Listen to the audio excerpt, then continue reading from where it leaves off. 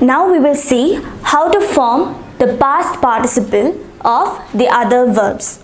Verbs ending in OIR. For example, savoir, voir and vouloir. For savoir, the past participle is SU, su. For voir, the past participle is view. And for vouloir, the past participle is voulu. So this is how we write the past participle of verbs ending in OIR. So for savoir it is SU, for voir it is VU, for vouloir it is voulu. Now moving on to the next category, verbs ending in ENDRE. So the verbs are comprendre, apprendre and prendre. So for comprendre it is compris.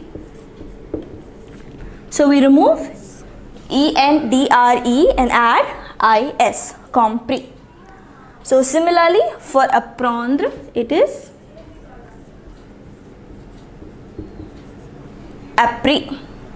And finally for prendre it is pris. So this is how we form the past participle for verbs ending in OIR and ENDRE. For savoir it is SU, su. For voir it is view. For vouloir it is voulu. For comprendre, compris. Apprendre, appris. Prendre, pris. Now we are going to see how to write the past participle for verbs ending in IR. Now finally, the past participle for verbs ending in IR. So the first verb, partir. For partir, the past participle is parti. For dormir, it is dormi. For venir, it is slightly different. It is venue. For venir, it is venue. For ouvrir, it is ouverte. Ouverte. Similarly, for découvrir, it is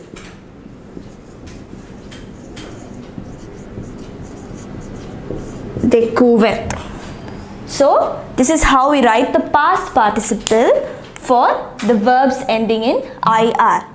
For partir it is parti, dormir it is dormi, venir venu, ouvrir ouverte, découvrir découverte.